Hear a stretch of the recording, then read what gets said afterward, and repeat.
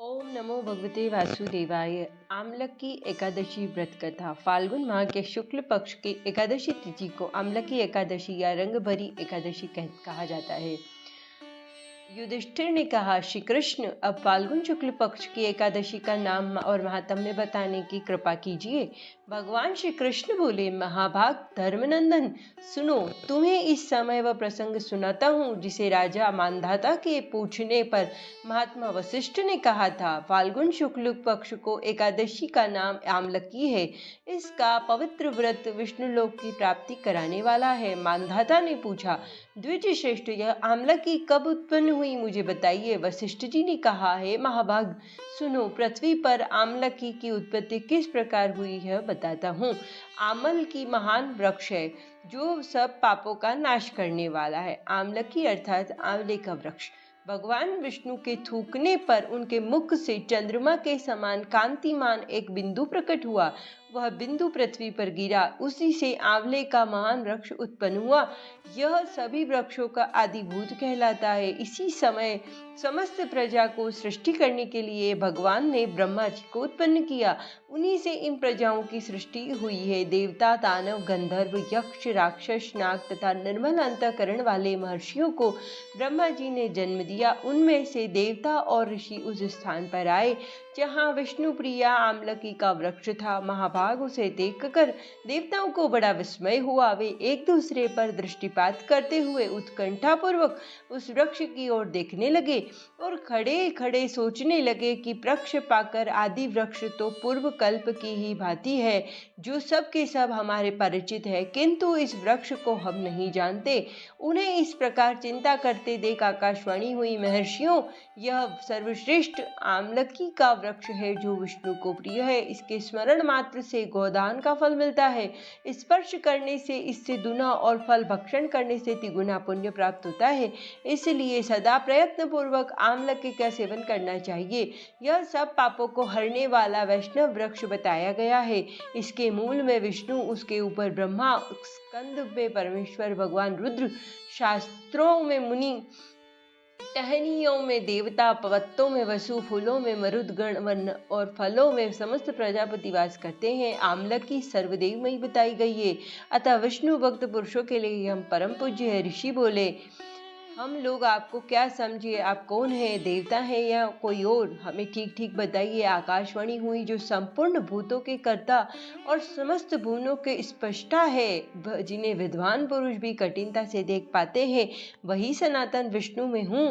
देवादिदेव भगवान विष्णु का कथन सुनकर उन ब्रह्म कुमार महर्षियों के नेत्र आश्चर्य से चकित हो उठे। उन्होंने बड़ा विस्मय हुआ। वे आदि अंत रहित भगवान की स्तुति करने लगे। ऋषि बोले, संपूर्ण भूतों के आत्मभूत आत्मा एवं परमात्मा को नमस्कार है। अपनी महिमा से कभी च्युत न होने वाले अच्युत को नित्य प्रणाम है। अंतरहित परमेश्वर को बारंबार प्रणाम है। दामोदर, कवि, सर्वज्ञ और यज्ञेश्वर को नमस्कार है। मायापते, आपको प्रणाम है। आप विश्व के स्वामी हैं, आपको नमस्कार है। ऋषियों की इस प्रकार स्तुति करने पर भगवान श्री हरि संतुष्ट हुए और बोले, महर्षियों, तुम्हें कौन सा अभिष्ट वरदान दूं? ऋषि बोले, भगवान, यदि आप संतुष्ट हैं तो हम लोगों के हित के लिए कोई ऐसा व्रत बताइए जो स्वर्ग और मोक्ष रूपी फल प्रदान करने वाला हो। श्री विष्णु बोले, महर्षियों, फाल्गुन शुक्ल पक्ष में यदि पुष्य नक्षत्र से युक्त द्वादशी हो तो वह महान पुण्य देने वाली और बड़े बड़े पातकों का नाश करने वाली होती है। द्विजवरों, उसमें जो विशेष कर्तव्य है उसको सुनो। आमलकी एकादशी में आंवले के वृक्ष के पास जाकर वहां रात्रि में जागरण करना चाहिए। इससे मनुष्य सब पापों से छूट जाता है। सहस्त्र गोदान का फल प्राप्त होता है। विप्रगण, यह व्रतों में उत्तम व्रत है जिसे मैंने तुम लोगों को बताया है। ऋषि बोले, भगवान, इस व्रत की विधि बतलाइए, यह कैसे पूर्ण होता है? इसके देवता, नमस्कार, मंत्र कौन से बताए गए हैं? उस समय स्नान दान कैसे किया जाता है? पूजन की कौन सी विधि है? उसके लिए मंत्र क्या है? इन सब बातों का यथार्थ रूप से वर्णन कीजिए। भगवान विष्णु ने कहा, द्विजवरों, इस व्रत को जो उत्तम विधि है उसका श्रवण करो। एकादशी को प्रातः काल दंत धावन करके यह संकल्प करे कि हे पुंडरीकाक्ष, हे अच्युत, मैं आपको मैं एकादशी को निराहार रहकर दूसरे दिन भोजन करूंगा। आप मुझे शरण में रखें। ऐसा नियम लेने के बाद पतित, चोर, पाखंडी, दुराचारी, मर्यादा भंग करने वाला तथा गुरुपत्नीगामी मनुष्यों से वार्तालाप न करें।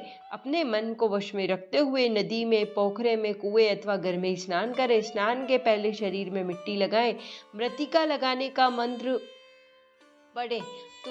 वसुंधरे, तुम्हारे ऊपर अश्व और रथ चला करते हैं। वामन अवतार के समय भगवान विष्णु ने भी तुम्हें अपने पैरों से नापा था। मृति के मैंने करोड़ों जन्मों में जो पाप किए हैं, मेरे उन सब पापों को हर लो।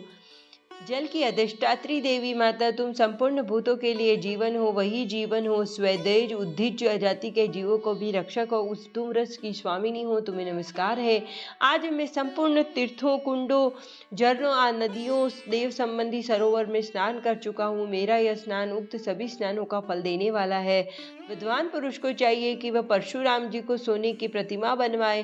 प्रतिमा अपनी शक्ति के धन के अनुसार एक आधे माशी स्वर्ण की होनी चाहिए। खान के पश्चात घर आकर पूजन हवन करे। इसके बाद सबको प्रयुकार की सामग्री लेकर आंवले के वृक्ष के पास जाए। वहां वृक्ष के चारों ओर की जमीन झाड़ बुहार कर लीप पोत कर शुद्ध करे। शुद्ध की हुई भूमि भी मंत्र पाठ पूर्वक जल से भरे हुए नवीन कलश की स्थापना करे।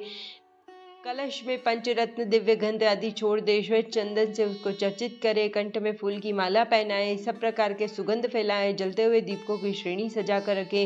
तात्पर्य है कि सब ओर से सुंदर और मनोहर दृश्य उपस्थित करे। पूजा के लिए नवीन छाता, जूता, वस्त्र भी मंगा कर रखे। कलश के ऊपर एक पात्र रखिए, उसमें दिव्य लाजो खीलों से भर दे। फिर उसके ऊपर सुवर्णमय परशुराम जी की स्थापना करें।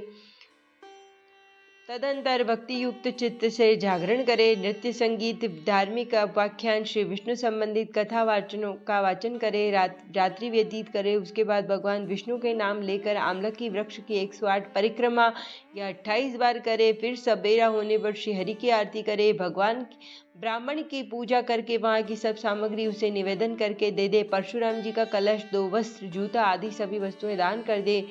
भगवान परशुराम जी के स्वरूप में भगवान विष्णु मुझ पर प्रसन्न हो। तत्पश्चात आमलकी का स्पर्श करके प्रदक्षिणा करे। तदंतर कुटुंबियों के साथ बैठकर स्वयं भी भोजन करे। ब्राह्मण को भोजन कराए। ऐसा करने से जो पुण्य होता है वह सब बतलाता हूँ, सुनो। संपूर्ण तीर्थों के सेवन से जो पुण्य प्राप्त होता है, वह सब प्रकार के दान देने से जो फल मिलता है, वह सब उपयुक्त विधि के पालन से सुलभ हो जाता है। समस्त यज्ञों की अपेक्षा अधिक फल मिलता है, इसमें तनिक भी संदेह नहीं है।